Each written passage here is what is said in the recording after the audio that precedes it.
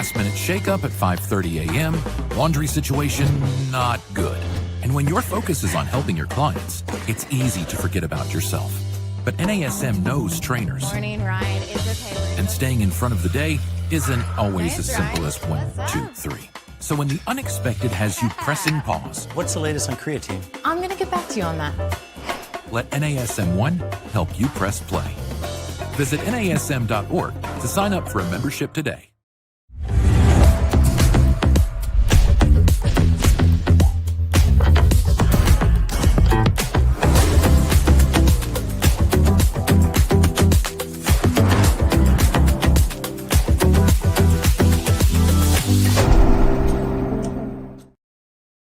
Hello, everyone. Welcome to this week's edition of the Master Instructor Roundtable. I'm Marty Miller here with co-host, dear friend, fellow Master Instructor, Miss Wendy Batts. Wendy, how are you doing here this week before Thanksgiving?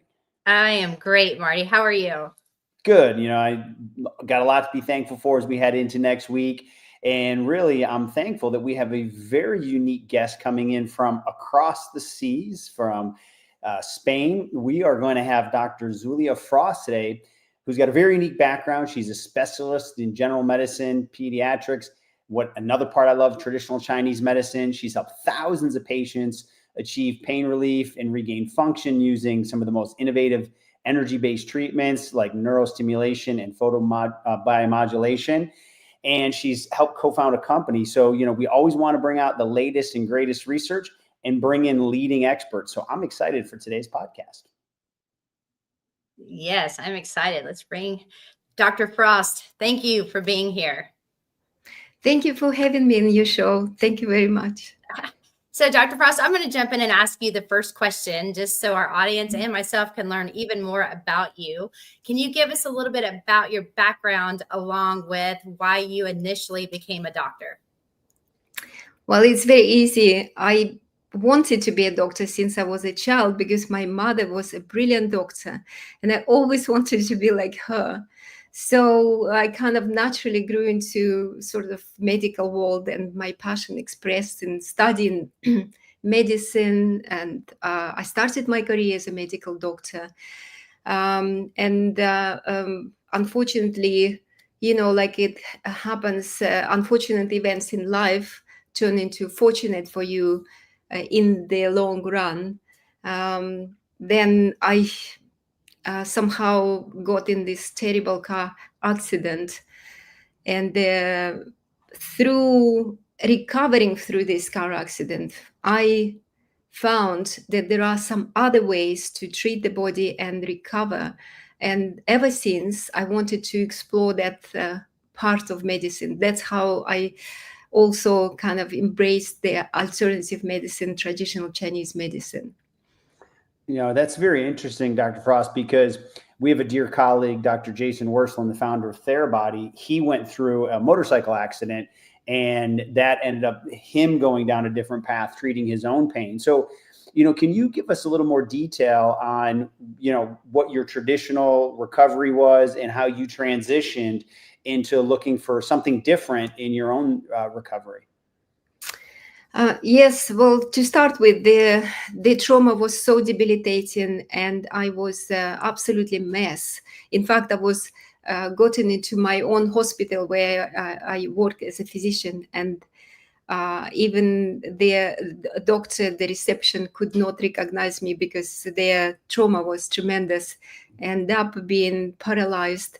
And you know, it's not fun when you're 30 years old in the top of your career and aspirations, and you found yourself in bed looking for people walking in and out of the hospital. I'm thinking, oh my God, they're so lucky. They can walk, you know? And so lucky to me, my recovery was straightforward in the sense I did not require surgery. I just gradually regained my ability to move. And part of my rehabilitation program, I had a brilliant neurosurgeon. And he basically told me, you have to move and exercise so hard. And through this recovery, I remember running up the hills and at sunrise and bow into this beautiful red lights. At the time already, intuitively, my body was looking for this form of energy. I knew it was healing something in it. And throughout the recovery, I discovered there are some other tools which could be used, and they use energy of electricity, energy of light, energy of sound. And I incorporated this into my recovery program. And that was the beginning of my sort of open up to another world of energy medicine. Wow, that's fascinating. And guys, we are live. So if you have questions for Dr. Frost, please put them in the chat or in the comments, and we will be sure to get those questions answered before the end of our podcast. But Dr. Frost, can you go into a little bit more detail? What is the science behind red light therapy or biomodulation, and how exactly does that work? It's really simple because, we're human beings. We are born under sunlight. We walk in the, every cell in our body learn how to harvest this energy from the sun. So what effectively happens that medical scientists were able to harvest the beneficial rays from the sunshine. And we know them because probably remember we studied physics at school. When you shine light through prism, you see different colors: blue, green, yellow, red. And so the science of photobiomodulation and using this light at a very low intensity, because this helps tissue to recover, regain energy aspect and recover. So the prime spectrum of lights is in photobiomodulation. It's red and near infrared light, which is specifically interesting for medical scientists. Why? Because this particular wavelengths of lights absorbed by the very important organelle in the cell called mitochondria, which basically generate energy for your body in each cell. And the second important aspect of red and near-infrared wavelengths of light, that particularly near-infrared light can penetrate deep in the tissues. So this is used in therapeutics. Like if you want to stimulate the energy production in the cells deep inside the body, like in the hip joint or knee joint, or when sciatica pain in the muscles, you stimulate with light and you can orchestrate the cascade of reactions which leads to creating the beneficial environment for your body to heal itself. No, that's excellent. And, for a lot of our people listening today, some have a medical background, some are coming from more the fitness side. So can you expand a little bit more on the basic science of photobiomodulation? And then also, we will get into the different devices, the different wavelengths. But, is this something a personal trainer could put into their practice? Because we always talk about scope of practice, that personal trainers can, treat movement dysfunction. They can treat certain things, but not necessarily diagnose or treat pain. So how do you see this science going into the fitness industry? My personal discovery in my path of the clinician is that energy aspect in the body is missed, basically. I mean, we have manual therapy, we have mechanical adjustment of the body postural therapies, and all sorts. But if you look deep down, damaged mitochondria lies at the core of so many diseases and illnesses. So when you focus on repairing and stimulating and actually repopulating mitochondria, you're talking about it translates into energy and healing. And of course, I mean, every speciality in physiotherapy or personal training, this is very important to address this issue, because let's face it, you can survive without water and foods for days, yes, but without functioning mitochondria, you cannot last even a second. So you really need those guys to be working well. So from this point of view, if you have the modality like photobiomodulation, you're going to be stimulating mitochondria to produce more ATP. At the same time, you can potentiate mitochondrial membrane. So again, that's basically indication for how their cell can function and be better. Basically, it's your body battery effectively. And at the same time, there is a small release of reactive oxygen species. And reactive oxygen species in a big quantity is bad, but in small, actually, very useful because it stimulates the cell to produce protective cellular protective mechanism to engage, also stimulate genetic expression of the proteins and variety of useful reactions. In addition, when we stimulate mitochondria with light, we have a photodissociation, which is dissociation for nitric oxide. And this is not thermal. This is, I want to explain a little bit, because in this wave of life, you have stimulation of mitochondria in a cool way. So in a sense, you are not stimulating pro-inflammatory processes, opposite, anti-inflammatory processes. And nitric oxide is released through photodissociation. Why are we talking about nitric oxide? Because it's absolutely holy grail, right? Because it stimulates vasodilation, it engages with the immune system and many more mechanisms. But even if you look at these three fundamental processes, the energy production, the cellular protective reaction, and also improvement circulation in the damaged area, you already create very useful environment for the body to initiate that healing process. I find this so fascinating. So thank you for going into detail about that, Dr. Frost. When we're talking about red light therapy, there are so many benefits, as you mentioned. Is it safe for everyone, or are there certain side effects, or when is too young to start? Can you give us a little bit more information about that?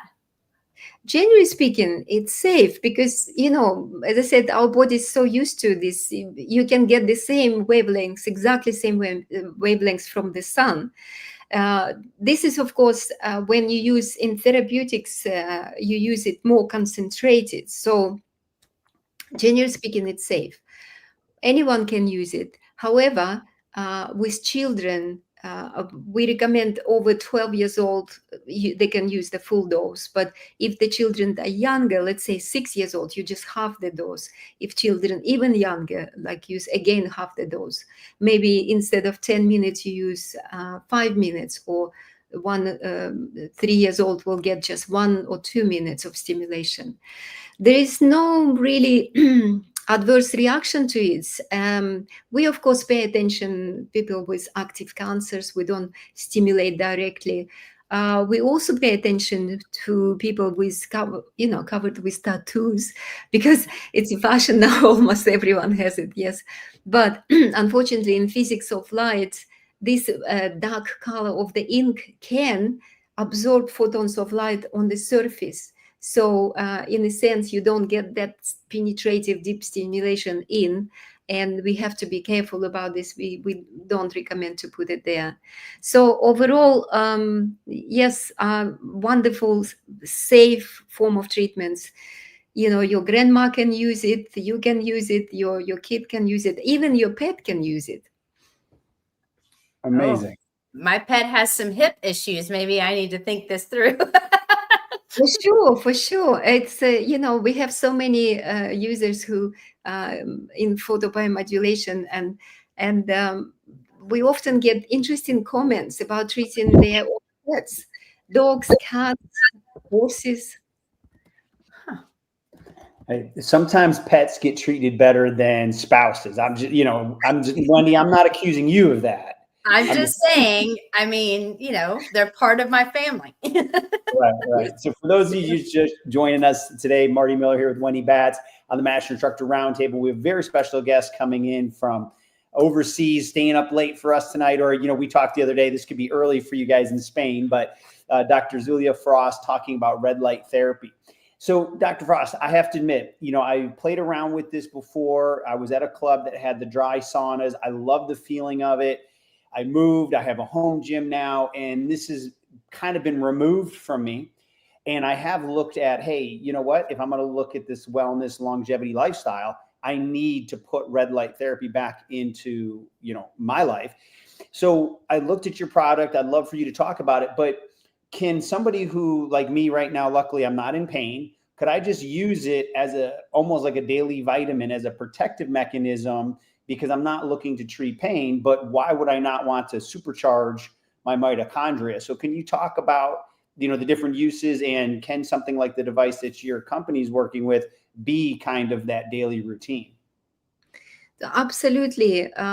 I've now for 5 years seen patients, on daily basis, and they everybody who uses FlexBeam have access to me. So they're all telling me what they what sort of results they're getting. And it's very interesting that when people use it as a regime, daily regime, you seems you have a gradual improvement in symptoms, and they have like a wide variety of symptoms. To start with, yes, uniquely you can use photobiomodulation therapy for both people who are completely healthy. In this case, you can stimulate and optimize your energy. We all wanted to live long. We all wanted to, be able to run and dance all night. So I think it's great because I use it daily and I feel totally different. I'm energized and potentially, although I'm coming to this age when you have to watch everything, but generally speaking, you can use in preparing yourself to go into the gym, for example, because you go into the gym to improve your fitness. Yes, you increase your reps, increase your how fast you run, and with using photobiomodulation before going to the gym, you can definitely improve the performance. But at the same time, if you accidentally have an injury, here you go. This is also can be therapeutic in a sense, so it can address the injury healing at every stage of healing process, through inflammation, through the proliferation when the body, start building the scar tissue. And by the way, RedLight therapy is also very well known for treatment of scar tissue. You can get early remodeling of the scar tissue. So look, instead of having like horrible cluster of the scar tissue in your body, whether it's inside or outside, if you use red lights, I guarantee there will be a lot smoother process. So healing is there, remodeling also faster happening.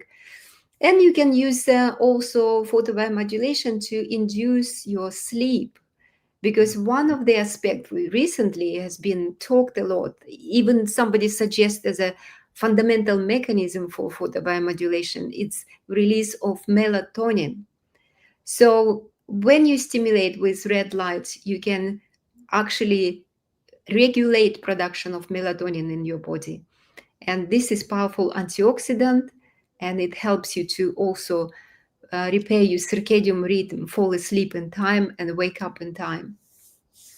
Wendy? There is also, okay.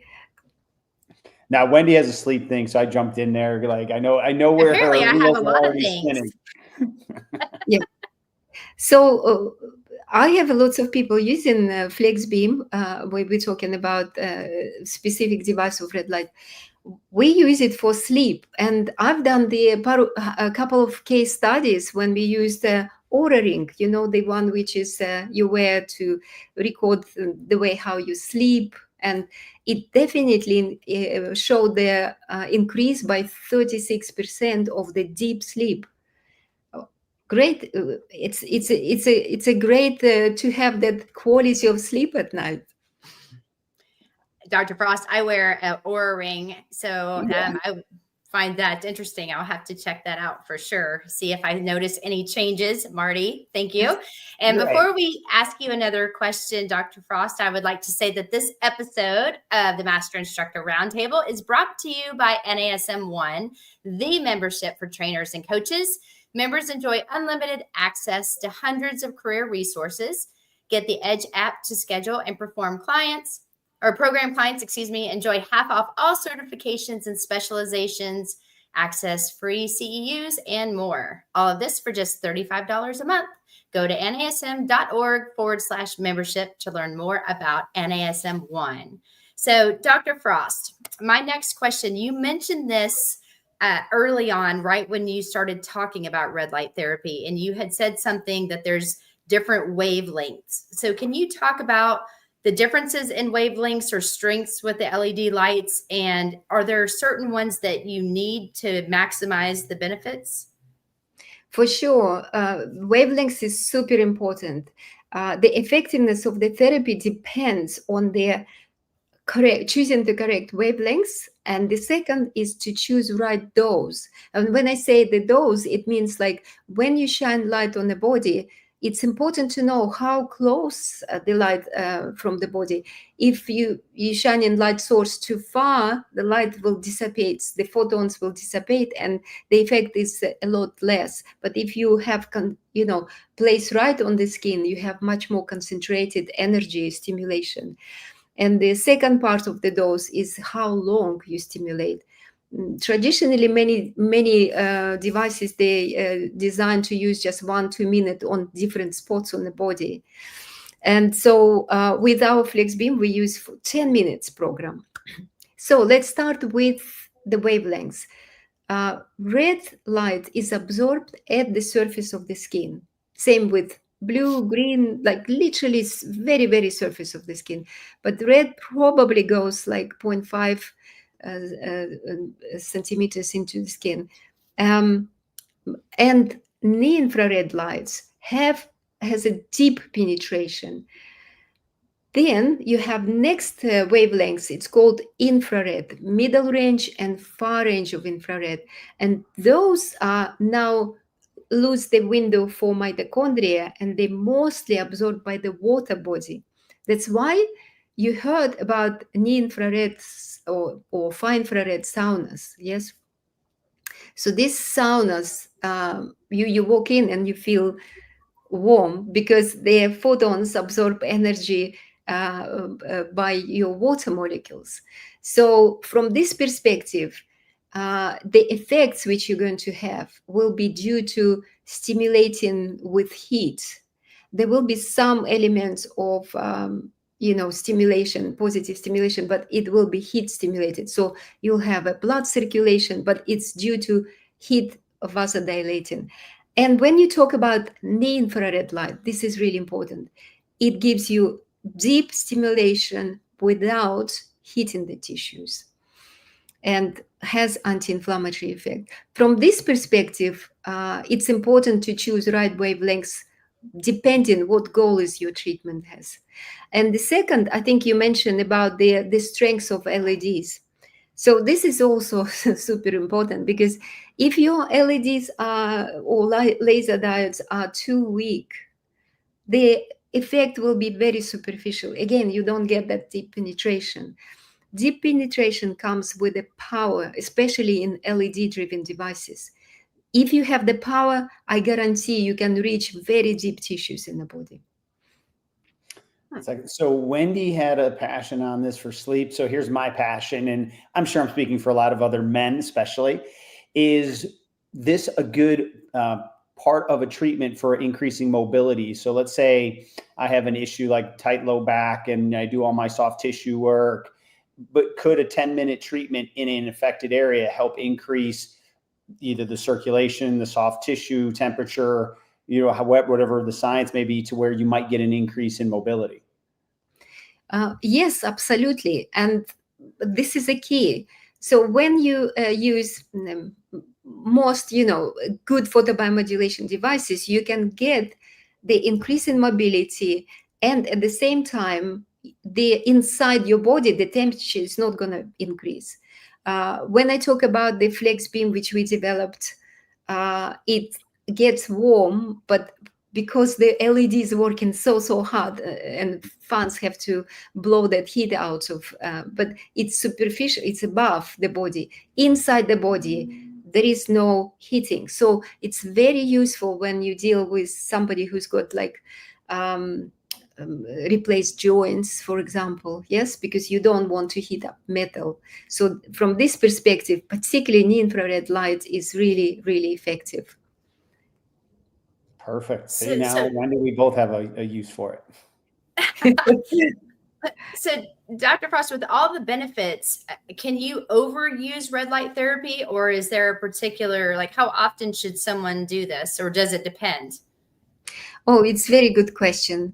Well, generally speaking, it's okay. I mean, for a more or less healthy individual, you can use it probably about 40, 60 minutes a day. It will be beneficial.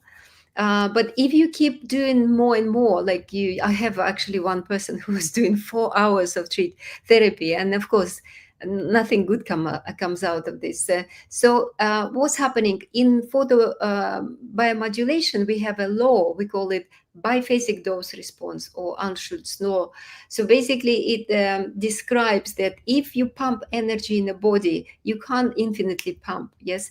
So the body would have a threshold, because in essence, what you do, you have photons which has to be bound by it's called chromophore, the molecule which binds this photon.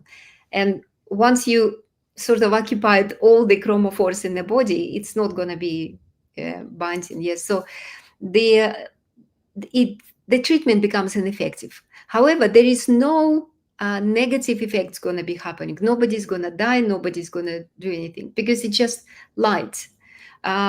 People sometimes feel a little bit dehydrated if they overdone on treatment, but otherwise it's still pretty safe treatment modality. Awesome. Thank you for that information. So what's next in the field, do you think? Do you think it's more powerful, more long-lasting LEDs, or where do you see the science going next? Oh, this is exciting topic for me, because I love research, and there are so many things happening in this field. So right now what we see, red and infrared lights are mostly experimented, used. So now research is looking for other lights. Yes, they're looking at what's happening if we shine in blue light, what's happening when we shine green light, and they're looking at like how long, maybe what for example, in fact, University in Arizona, they're working on shining green lights, but you need to shine for much longer, for hours, almost like to have a lamp somewhere in the corner, and that's apparently helping with headache. Yes. So they're looking at different wavelengths. They're looking also in combination with other modalities. And also, what's the latest one? I've seen like they started to bring UV lights. So UV lights, we always careful about this because we worry about cancer development. But UVB spectrum of light, it's really curious because it's generally safe for the body. And we know how we liken on vitamin D.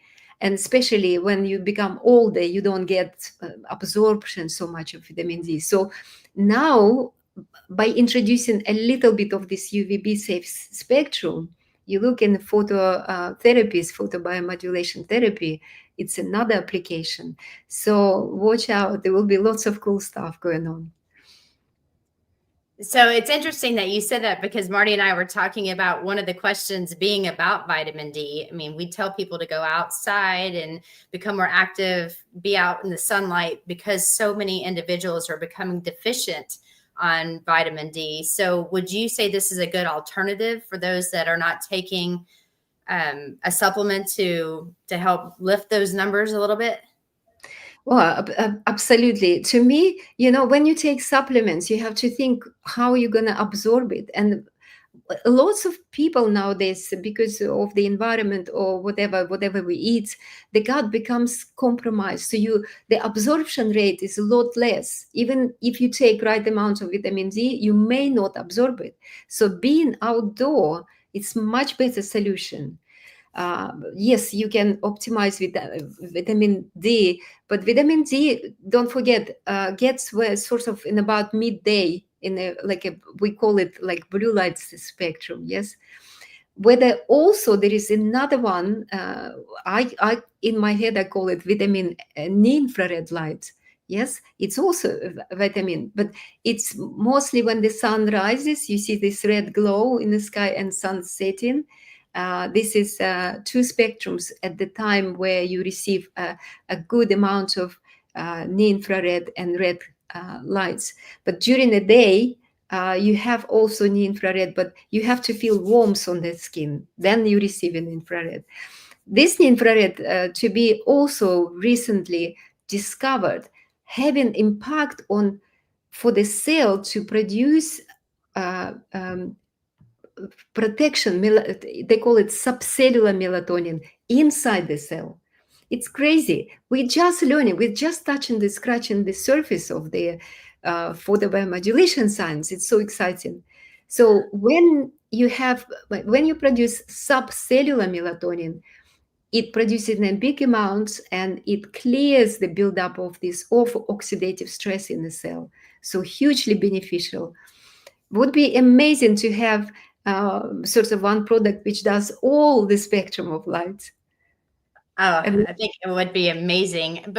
And Dr. Frost, this might be, I don't know if you have the answer for this, but I'm thinking that you would over myself. But I actually had someone posting it they sent me a text regarding the differences in the red light therapy that's available kind of on the market, meaning there are those red light panels that are small and portable where it kind of does a whole area versus there are other products that are very, like, for example, you can put on your arm that's more specific for just the elbow. If you had to say, well, okay, which one is better for someone that's new to red light therapy, can you kind of provide a little bit more? I know you said that obviously if it's on the skin and it's deep with the wavelengths are going deeper, that's obviously going to heal more. But what about just in general?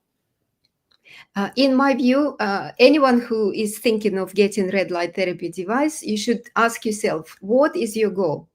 Is your goal is just generally have just nice systemic effect, gentle energy increase, and just generally potentiate your body? Panels are great. I love panels. Was considering buying it before we develop our own device for the biomodulation device. So this is good for general stimulation, for systemic effect. It's a little bit difficult to target the body because if you stand, you have to undress. You stand in front of the panel. You have to put goggles on. And if you have like specific shoulder, then you turn into this panel with your shoulder, and it's kind of hit and miss here. But it's okay. But if you have something like inside the body in one specific area, you can't really get to the panel correctly, then it's a bit difficult. So for those specific problems, my recommendation, go for either like a flex beam device we develop, because it goes like a belt around the joints, around the body, and it shines three-dimensionally, delivering energy deep. So if it was up to me, I would get both. I would get a panel and I would get a flex beam, or handheld device is also good because then you can point to the specific area on your body. Excellent. Thank you for that. So we could talk all day. This is a fascinating topic. So I kind of have a follow-up to Wendy's question before we wrap things up and let you get off to dinner tonight. So back to how I was talking about just general wellness. If I just, let's say, because I want to work on my mobility, my low back a little bit, and that's where I choose to put the flex beam, will I get a systemic carryover throughout my body from the overall general health benefits, or would you have to move it around your body if you're not trying to target pain? My recommendation to use it mostly over the, like your core of the body, front and back. In this case, you can get systemic effects. But if you have a specific issue, like you said, low back, and you want to increase mobility, what you could do, you can put the device on and move, exercise in particular ways. So you moving whilst it's most difficult move for you. For example, if you're bending over and it's tight, Then whilst wearing the device, you move over. We call it dynamic approach. It's really cool. It's really like working effectively very well. Yeah. Wonderful. Well, Dr. Frost, my last question that I have would be, can you give us your key takeaways? You've provided so much great information, but what would you like our audience to leave with, knowing, if you had to sum up everything, and if they wanted to educate themselves, where would you tell them to go? Okay, the first very important thing, please remember the energy aspect for the body is paramount. If you don't have ability, if you don't have sufficient amount of energy, you won't be able to heal the injuries which maybe you accumulated throughout your life. So nourishing body with energy is very, very important. Number two, when you use photobiomodulation with the red light therapy specifically, you create the best healing environment for the body. The body can actually proceed with all stages of healing. I also want to stress that this type of therapy is safe, effective. It does not require pharmaceuticals, so you can use it, and anybody basically can use it. Even if you have it the whole family can use it, and your dog as well. And generally speaking, it's just really, really cool to be sort of with the time, with technology. Everybody's using technology now, some kind of. So we should be also not forgetting technology. No, this is phenomenal. And, I've got a birthday coming up around the corner. So this could be something I put on my birthday list, to get for myself. So this was fascinating. And I know we're going to get more follow-up questions, Dr. Frost. And I'm sure as we turn the page into the new year and we gather all these questions, we may be hitting you up to have you come back and dig in a little deeper, because really, truly, the reason Wendy and I do this podcast is to get the best and most pertinent information out to our NASM family. And fitness is changing, right? People have to understand the technology, have to understand the science, and put these type of modalities into their practice. So we can't thank you enough. So before we close, can you let people know where to find you and/or more information on FlexBeam? Yes, if you type in the Google search recharge.health, this is our website. It's quite informative. You can find all sorts of answers to you. And my personal website, it's drzulia.com. So I look forward to hear your questions. Wonderful. Well, thank you so much. It's been a pleasure, and we look forward to seeing you again, like I said, probably as we turn the corner on and move into 2025. So thank you so much for your time today. Yes, thank you, Dr. Frost. Thank you very much. Thank you. Wendy, fascinating stuff, right? Our field continues to grow. And what I love about it is it's not only does the field continue to grow, we're getting more tools into the hands of the fitness professionals that we have so passionately been a part of educating since 2005. So we're creeping on our 20th year, but man, has the industry changed, but for the better. Oh, 100%. And she's fabulous. I love it when people get all techie, but it's still easy for everyone to understand, including myself, because I think I'm smart until I realize I didn't know half of what she said until she said it. That's why we're here, right? We have to continue to grow, and always education's that race with no finish line. So here we always go. So awesome. Great work, Wendy. So all of you that joined us today, we hope you found this information fascinating and something you can put into your practice. And then, as always, we look forward to seeing you next week on the Master Instructor Roundtable.